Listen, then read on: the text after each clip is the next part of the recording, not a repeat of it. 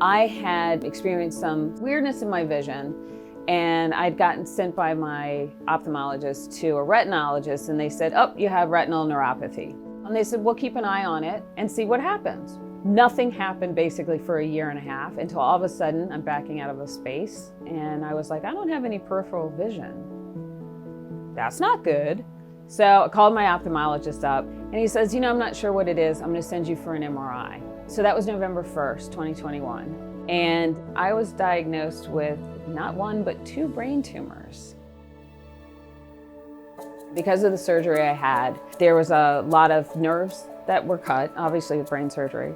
And the type I had removed part of the front of my face and the top. So the recovery is different for many people, but in my case, I had facial paralysis, and because of the paralysis, had facial asymmetry, which means my face didn't line up. Part of what happens when you have something like that is when you look in the mirror, the person looking back at you doesn't look familiar. I kept saying, I don't see me. Hello! Hey, how are you? Good to see you. Whenever you have a trauma or you have cancer or something that results in a facial deformity, there's a cognitive dissonance or a separation between your self-concept and who you represent in real life.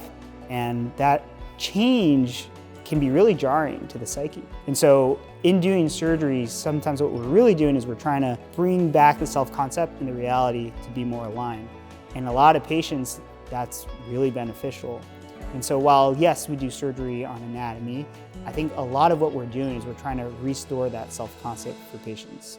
So you got the definitions of success. So 1, my biggest worry was, am I gonna be different?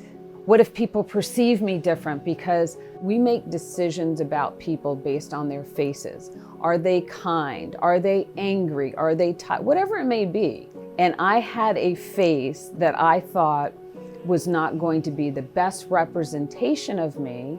And I think what happened is I said, well, this is who I am now.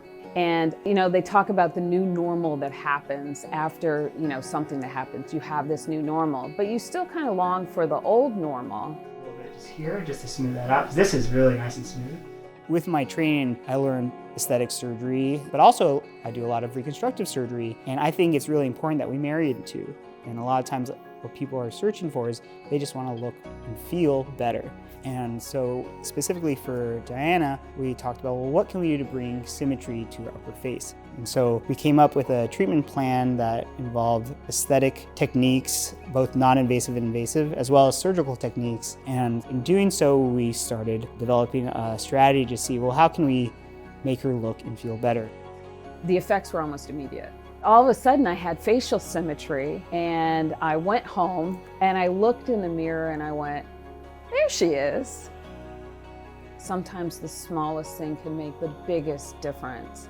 To have been through so much and feel like I did before, like, you know, you can't really see my scar, but to feel like me again it's kind of nice.